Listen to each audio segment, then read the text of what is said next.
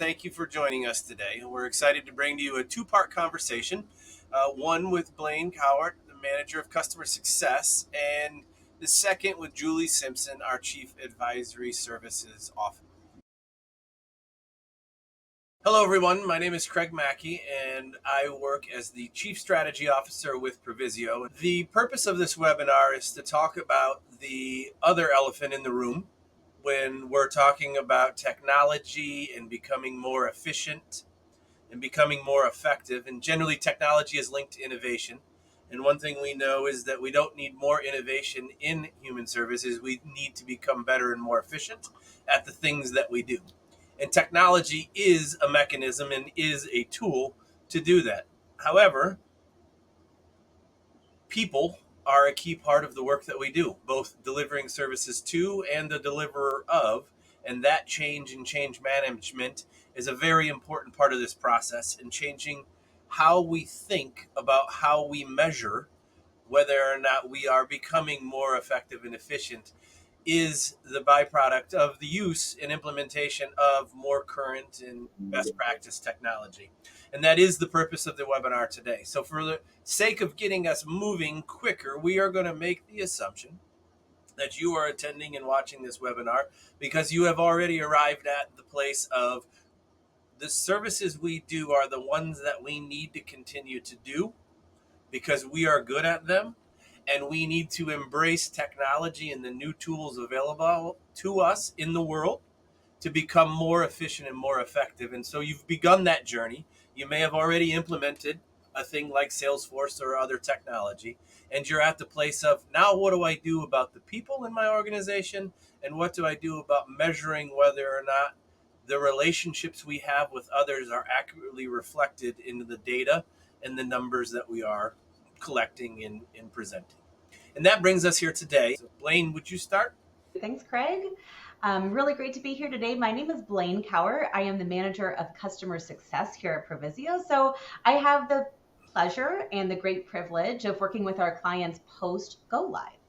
Can you talk to us a little bit about the concept that we hear all the time about moving from outputs to outcomes?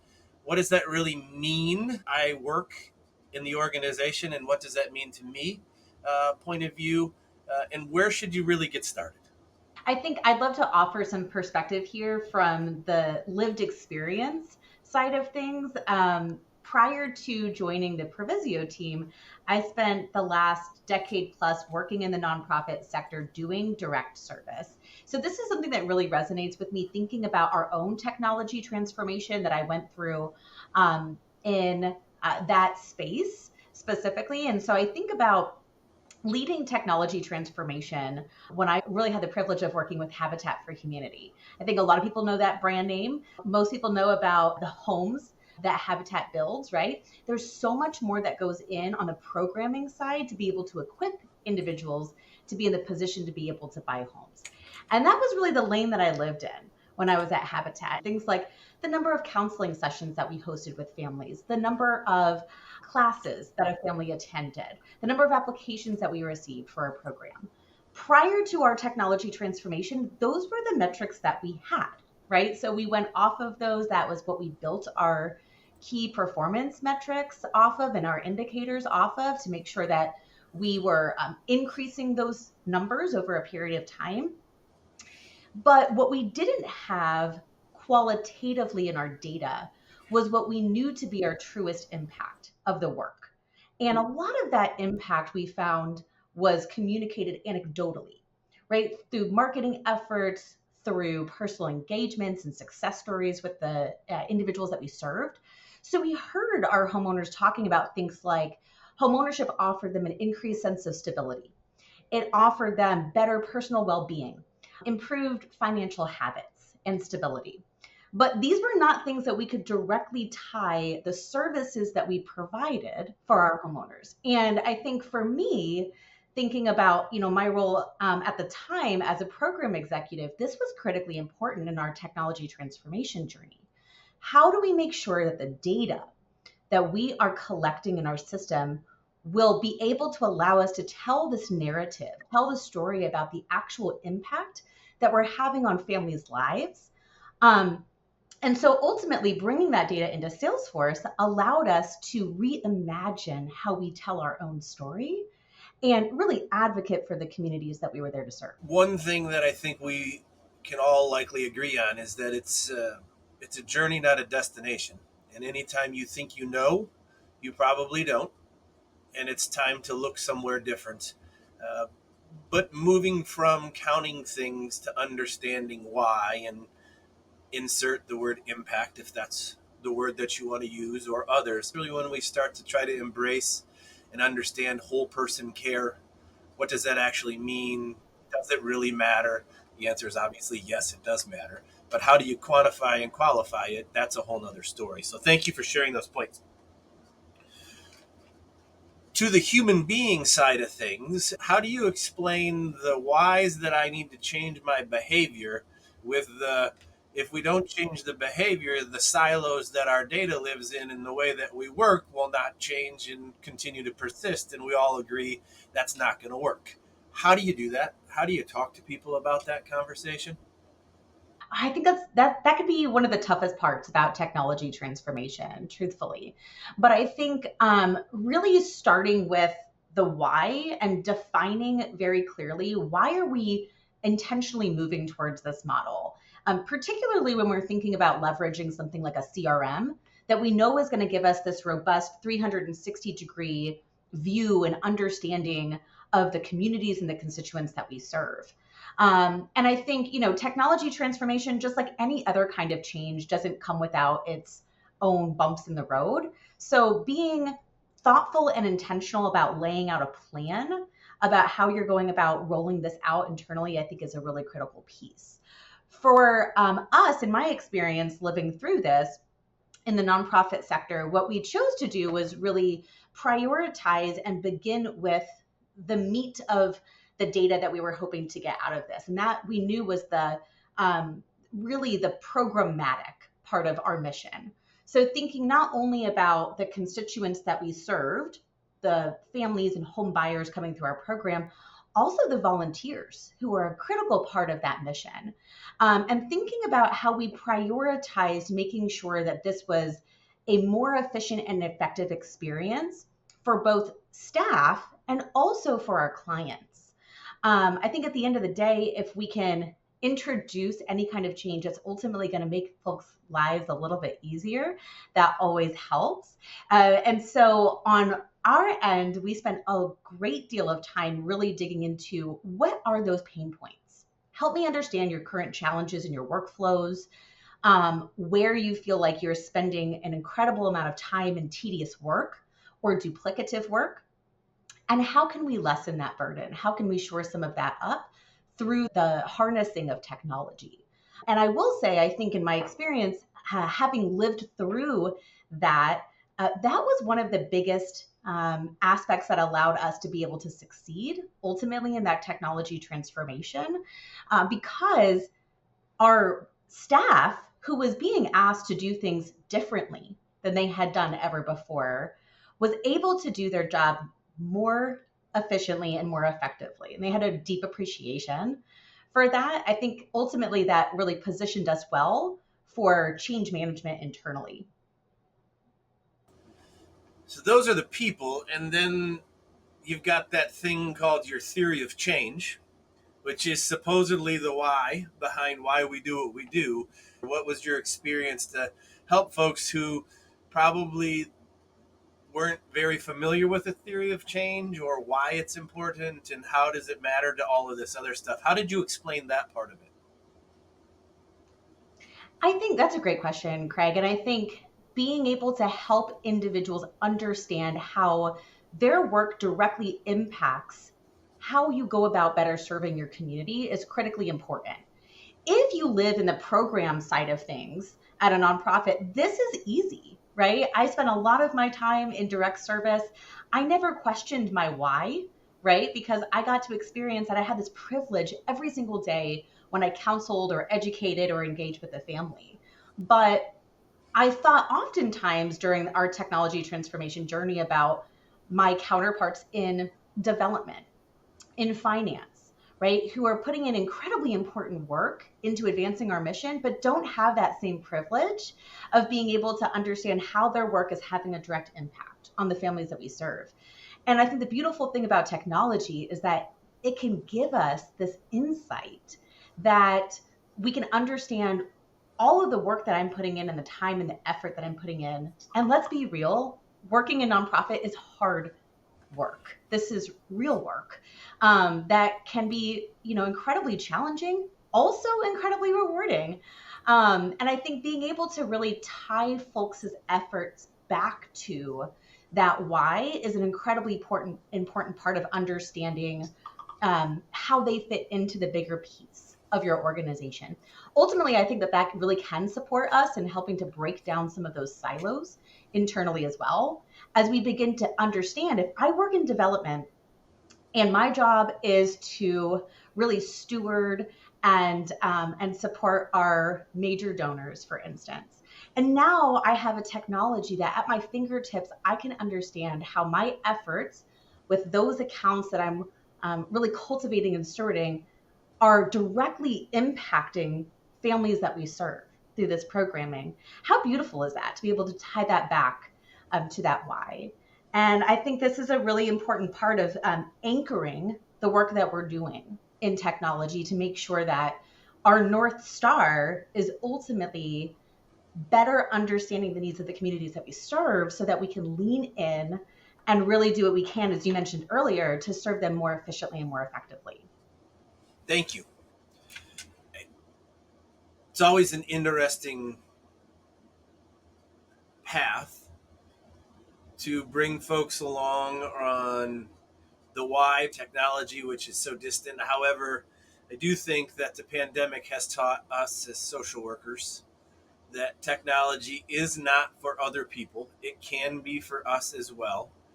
Our clients can access it. We do know how to do it. At the same time, the other, we'll call it opportunity, it again is a pain point and it is a bit of a consternation around when you're taking and using technology to make yourself more efficient and effective. Some of those processes, the ways we do things, all need to be challenged and poked at and prodded on. I know that's the way we do it, but should we? Can we do it differently? And those are touchy conversations. How do you go about addressing that with the humans? I'd be happy to. I think that this can be a really exciting part of transformation with technology. It can also be, to your point, Craig, one of the most painful parts, depending on how entrenched we are in the identity of how we do what we do. Um, and I think what I learned going through this on a personal level is that it is incredibly challenging. It can also be one of the most exciting parts to reimagine what we can do better, what we can do differently, and how we can impact our communities a lot differently. I think that ultimately being able to get that data into a system that gives us visibility into the real ways that we're able to move the needle in our communities gives us tools that we may have never had at our fingertips before. And I think that there's a lot of ways as you go through technology transformation that we can be really intentional about how we're going about building a system that really empowers your staff as well.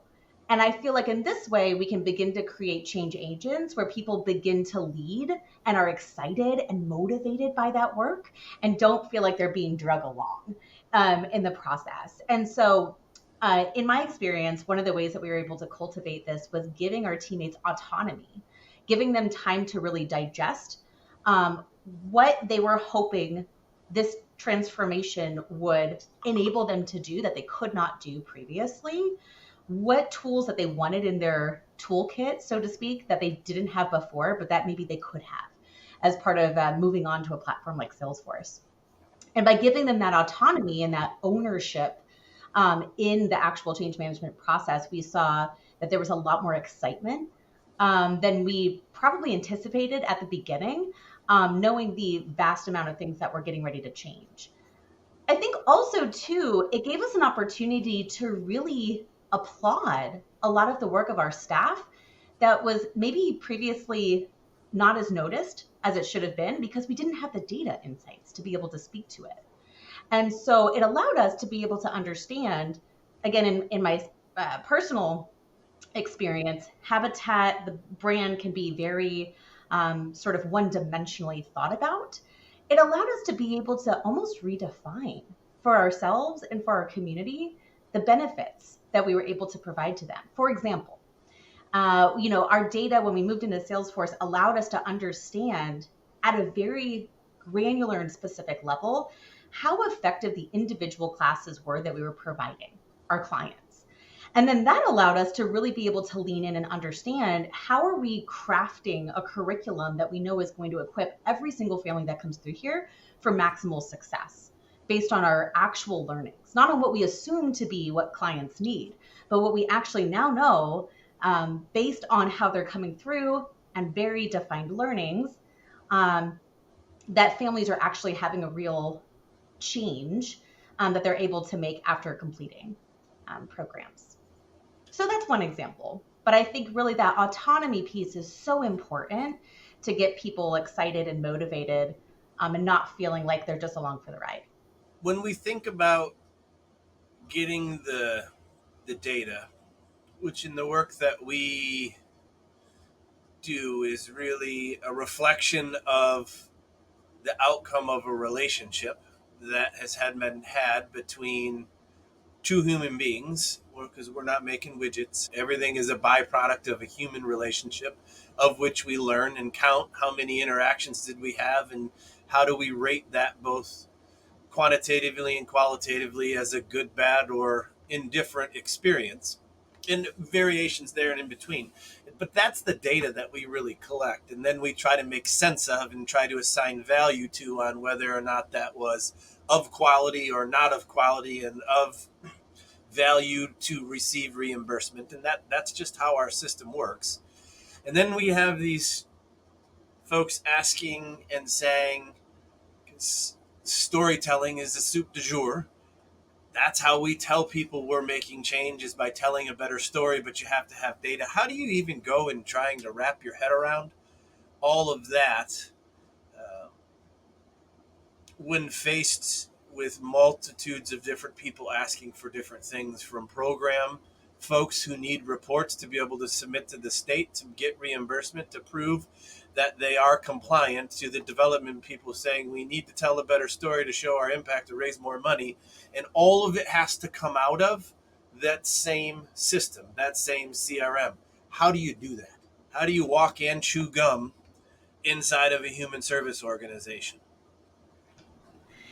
Oh, that's a big question. I mean, I think so. Point well taken, right? There's so many conflicting, sometimes conflicting, um, you know, uh, hoped outcomes, if you will, of technology transformation and moving our data into new systems and better understanding the work that we do. Different priorities at minimum. And I think too, really working to anchor back in the perspectives of the teams who are involved. So all of those perspectives are valuable as we begin a technology transformation journey. The beautiful thing about systems like Salesforce and CRMs is that they are highly flexible. And so you are able to collect a lot of this data and parse that data, understand that data, digest that data in very different ways and contexts, depending on the way in which you leverage the system. For instance, to your point, Craig, if you are on the programmatic side and wanting to really understand how you show up better for the clients that you serve each and every day, or if you're on the development side and understanding how do we tell the story of what we do to this type of funder versus that type of funder.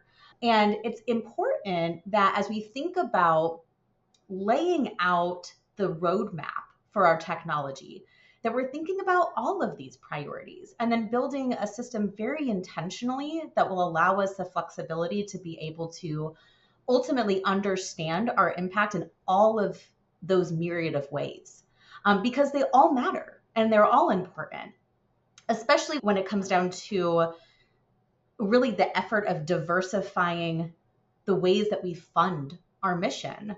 And that does require that we look at our data sometimes in very different ways. And so when we have data in a system that is highly static, that can be a huge challenge. We experienced this in my time at Habitat as well before we embarked on the journey. The data that we had was incredibly static and it was all we had. So sometimes what we found ourselves doing was, being asked about more qualitative data than quantitative that we simply didn't have. What you find yourself doing, I think, sometimes is making inferences.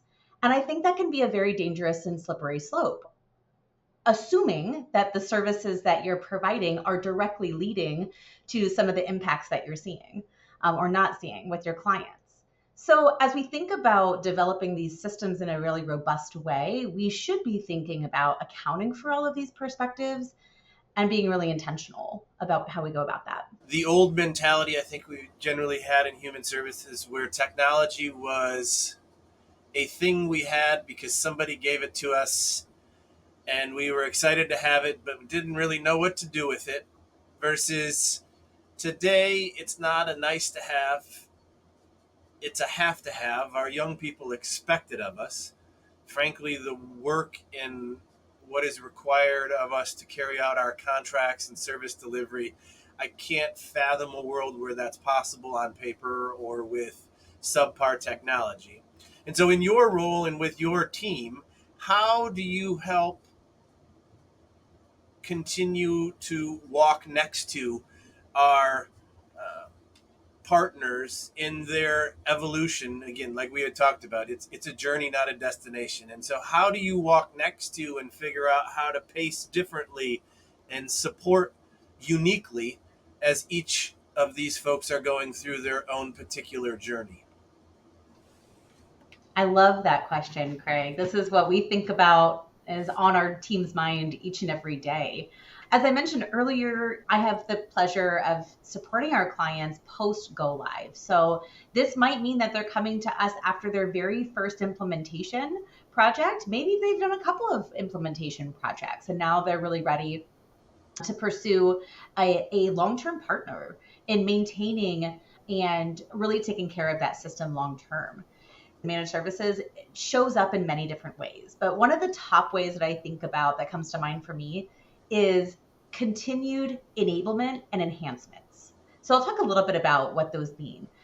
Enablement for us is making sure that those who are responsible internally at the organization for properly maintaining that database and that system, whether it's Salesforce or something else, understand what they have to do to be able to prudently maintain the integrity of the data that's in the system and the functionality for their end users who are doing this important work and harnessing that system each and every day when they show up. How we can do this oftentimes is through very intentional and tailored training opportunities. We do this both for those internal administrators who are responsible for maintaining the system, but then also for end users. Right? So sometimes we go through the whirlwind of an implementation, we complete training as part of that, we go live, and we realize I still have some gaps, or I'm unsure of how to properly use this, or maybe there's multiple ways of doing this, and I want to make sure I'm doing it the right way. So it gives us an opportunity in managed services as part of this spirit of continuous improvement as a partner with our organizations to make sure that our clients ultimately feel a sense of ownership over the system. They feel like this is something that is working for them, not against them, and something that they can fully adopt with all of the power that it has, especially a really nimble and agile system like Salesforce. I think also on the enhancement side of things, this is a really great part about having a managed services provider as well. When we think about technology implementation and what ends up getting jam-packed into a scope of work for a project, oftentimes that's very comprehensive, but it may not be 100% of what you need forever and ever and ever. Things change, your programs evolve, the way that you show up for your clients is ever changing. So technology needs to adapt to that as well. We sell ourselves short when we think about any kind of technology as a static system, right? When we think about we've built this thing and the thing is done, and now we have it every single day. Rather, I think, really from our perspective on managed services, the goal here is to think about how the system can continue to evolve and change and adapt to make your end users' lives easier on a day-to-day basis, make your work more efficient, certainly more effective, and also how we extend those benefits to the larger community as well. Craig, you mentioned this, and I will say this is something that we really deeply experienced in my time in the nonprofit sector as well. Though I think it's fair to say digital divide in many of our communities is very real and acute. At the end of the day, 9 times out of 10, our beneficiaries, the constituents that we serve, are looking for services and information at their fingertips. Many of our clients may not have access to Wi-Fi, but they do have a mobile device, right? How are we thinking about how we're making sure that we can extend some of what we built in our internal systems to the communities that we serve as well, ultimately making us more efficient in the way that we're able to anticipate and meet their needs? So all of these things are ways that we work with our clients very closely in crafting what we call our action plan, right? So we've got an action plan that we develop with clients out the gate. And just like the technology itself, it is not a static document. It's ever changing. As clients come to us and say, now I've got a new funder requirement, I've got a new reporting requirement, we're being asked to roll out a new program, we've got applications that are on paper that we are desperately interested in digitizing and allowing our clients to fill out on their mobile device, for instance. These are all examples of things that can be enhanced over time and improved upon over time. And I think having a trusted partner who has that depth of technical aptitude, who can come in and make sure that what you're building not only meets your immediate needs, but is also sustainable in nature and is something that your team can really continue to maintain ownership of over the long term, is really important. And the last thing I'll share on this too is that I think managed services offers a really great opportunity for organizations who have adopted something like Salesforce to really understand over time how they should focus their efforts in terms of maintaining and improving the system. And so it's just like any other asset, right? We need to make sure we're taking care of this in a proactive way and not reactively, not waiting until something breaks in the system, but are rather taking initiative to make sure that we're taking proper care of that system. And the beauty of technology is that it is ever evolving. So things get updated, things change. Sometimes that affects the way that we built a system 5, 6, 7 years ago. So having that trusted partner by your side, I think, is really important for making sure that the system continues to pay dividends and offers you a return on your investment. Thank you, Blaine. Thank you so much for all of the nuggets of wisdom you have dropped. And I think being transparent and vulnerable I think sometimes folks in webinars tell you how it was done and not acknowledging it didn't exactly go like that. The path wasn't that smooth. It was very circuitous, bumpy. There were some arguments. There were hurt feelings. There were all of those things in this process and journey. And shockingly, all of those things are going to happen again if you're continuing to try to improve yourself. And so thank you for putting words around that in a way that says it's okay.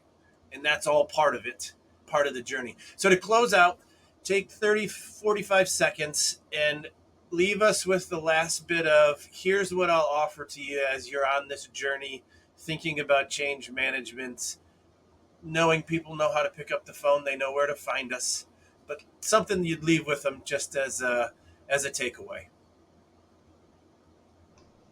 Yeah, I think, the biggest piece of advice I can offer anyone that's in their technology transformation journey, whether you're just starting out or whether, you're a couple of years into this, is to stay curious. Really think about, what is it that we'd love to be able to know in our data that we can't today? What is it that we'd love to be able to do or do better, but we don't have the information or the insights that we need today? You mentioned earlier, Craig, that nonprofits, we don't need to continue to um, focus on innovation. This is something that we just inherently do in the sector that we're in.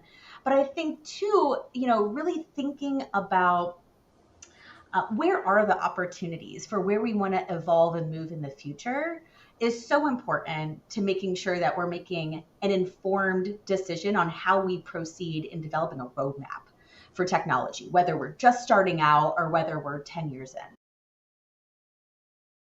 Hello, Julie, and thank you for joining me today. As a way to kick this off, could you tell the audience quickly who you are and what your role is with Provisio?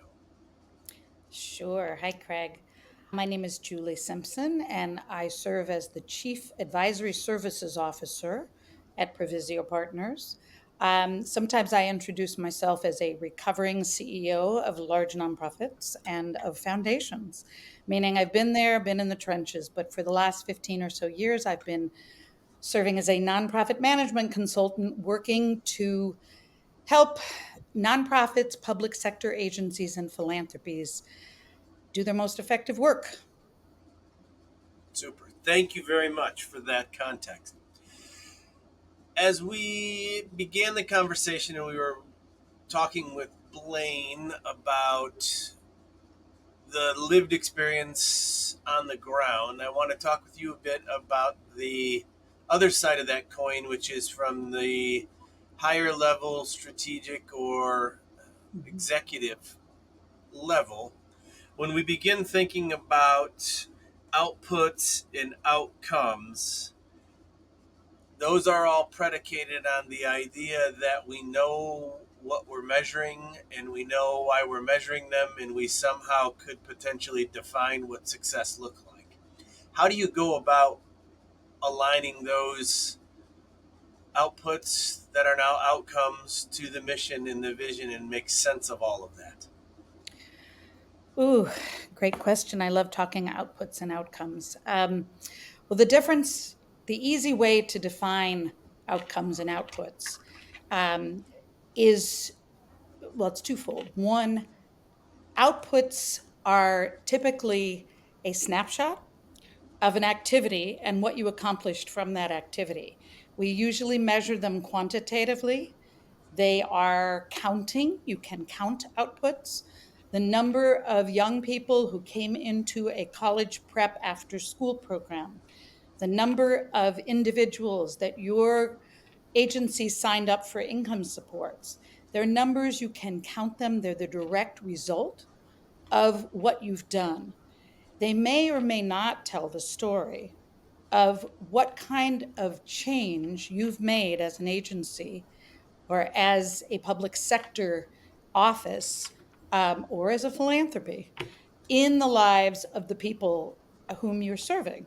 So the difference in outcomes is it actually explains what change have you made in the lives of those humans for whom you are providing services or delivering programs. It's a very different way of telling a story. The example I gave, where you're counting the number of young people who came to an after school class in a college prep program, might be 30% increase in the number of individuals who were prepared to get into and succeed in college. Very different statistic. You do need to measure it over time.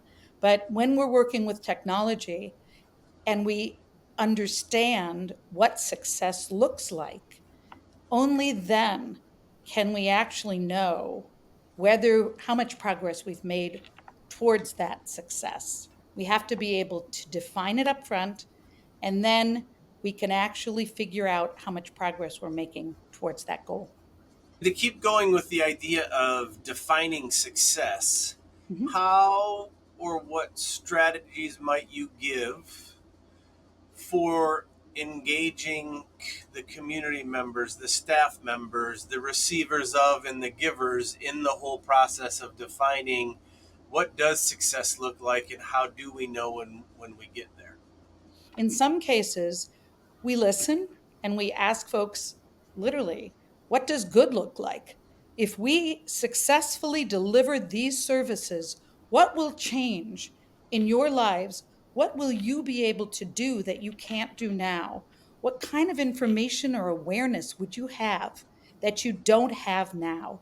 Those are really different than strictly saying, I can count the number of people who attended the adult literacy classes in my center, right?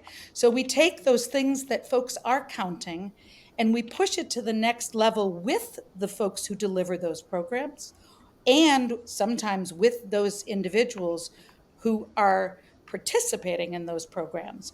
And we ask for them to co-create the success metrics with us.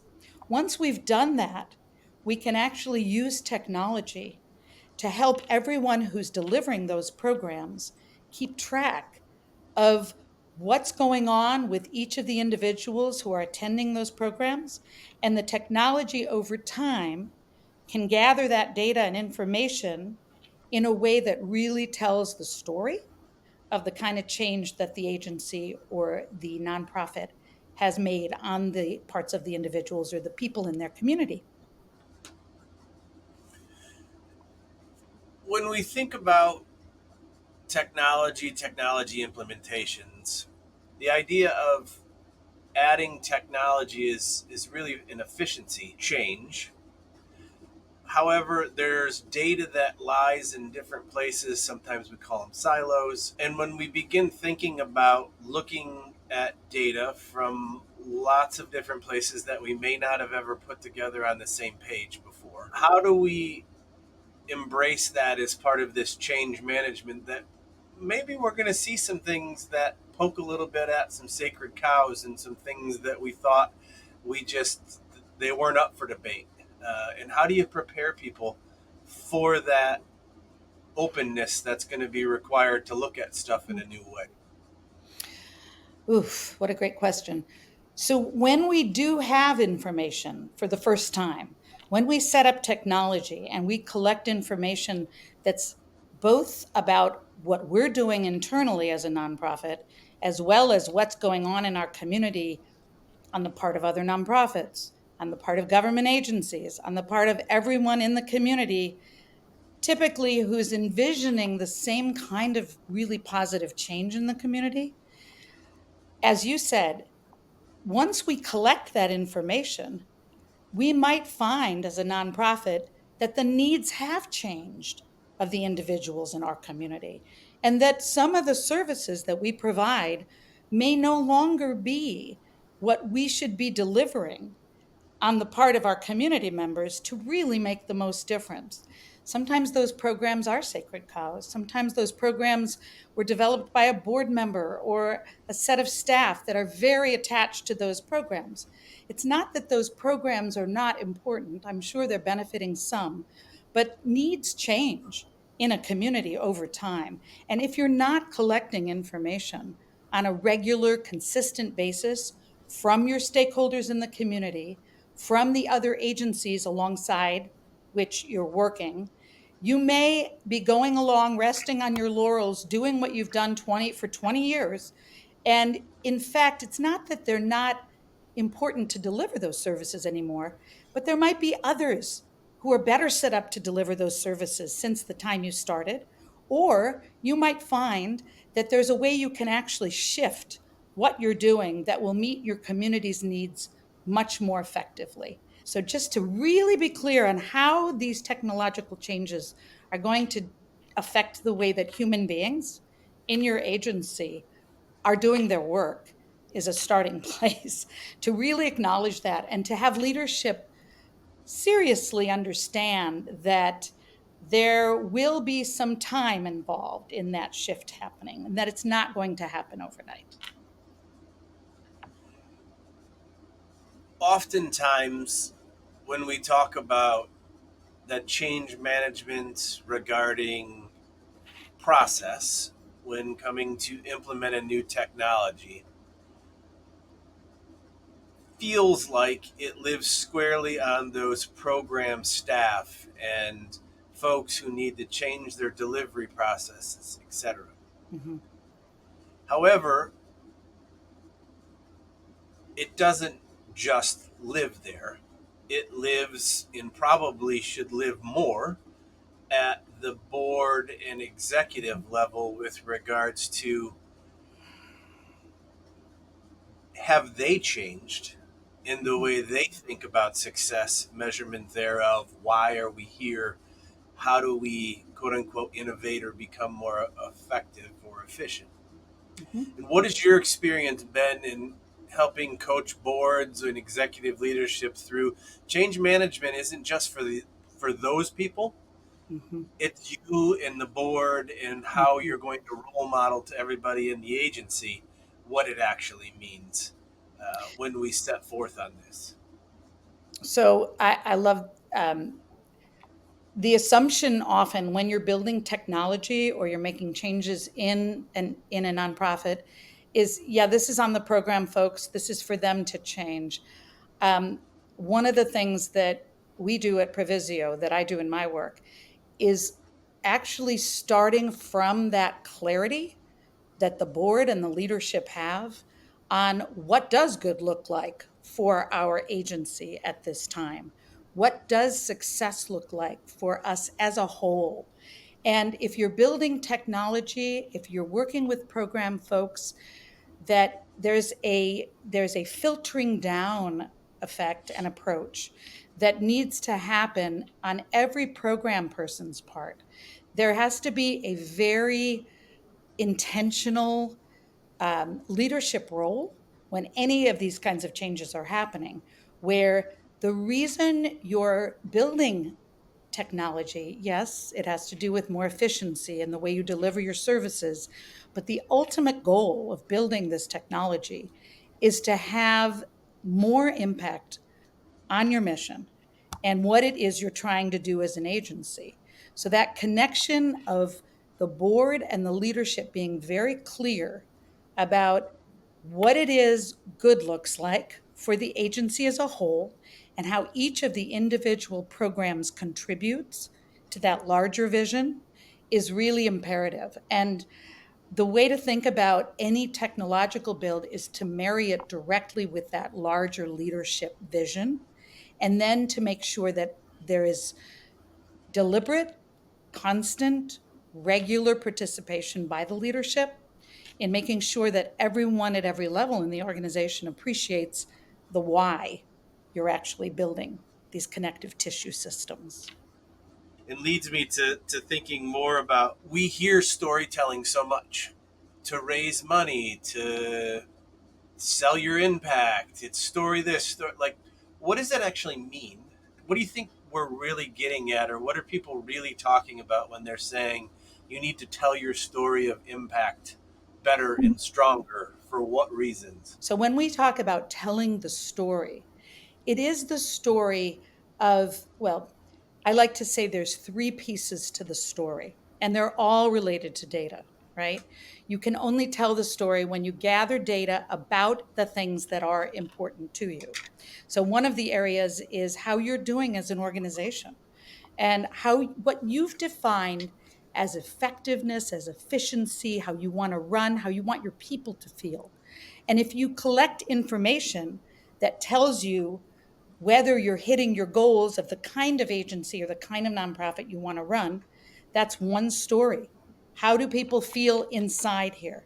The second story is how well are your programs and your services actually working? How successfully are you making the changes that each of those programs, you have to define them. You actually have to take the time as an agency, as a nonprofit, to talk about what change you want to hold yourself accountable for making by delivering the services and the programs that you're doing. And what about the way you're delivering them is actually getting you those outcomes that you want? And you can only do that by figuring out, some people call it a theory of change, or what your assumptions are, and articulating those internally and externally, and figuring out what are the indicators, what's going to tell you, what kind of data do you need to collect to tell you that you're making a difference with those programs? Third thing you're collecting information about is who you are as an organization in the context of what you call your ecosystem. How are you figuring out continuously how you fit into the larger context of the others who are in your community and are working? And to do that, you need to collect data and have assumptions about your role in accomplishing what you and others in your community call your societal vision. What do you want to see in your community at the end of the day when all of you with a shared vision for what it's going to look like have successfully accomplished that? But to know that, you've got to be collecting data about your ecosystem continuously. You've got to have your antennae out. You cannot be with blinders on, strictly focusing internally. So those three levels at which you're going to be collecting information and about which you're going to tell your story. What is it that you uniquely contribute to making that positive change in your community that you're aiming to make? Thank you so much.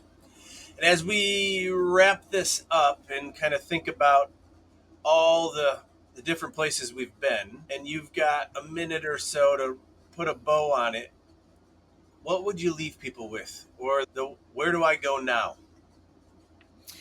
So, something that you said a little bit earlier is really the thing that I continually go to. You are the determinant of what good looks like for your programs and for your community. And the idea of being able to collect the information that matters is yours to determine. And then the technology can help you do that. But for your leadership, for your program folks, and for your stakeholders, to contribute to that definition of what good looks like is imperative. And then once you figure that out, to not only collect the information, but to make sure that you do something with it, that you reflect on the information that you get, and that you can then, with your stakeholders, with your program folks, with your leadership, with your board, continue to adapt and shift the way you work as a result of what you're learning from the data that you're collecting. Those are real outcomes. Thank you all for joining us today. We hope you enjoyed your time. And again, we are very honored that you would take the time out of your schedule to spend it with us. As such, next month we will be having a webinar on Salesforce's outcome management tool hosted by our Chief Innovation Officer, Erica Cox. We enjoy having you here and encourage you to join that webinar, and we will see you soon.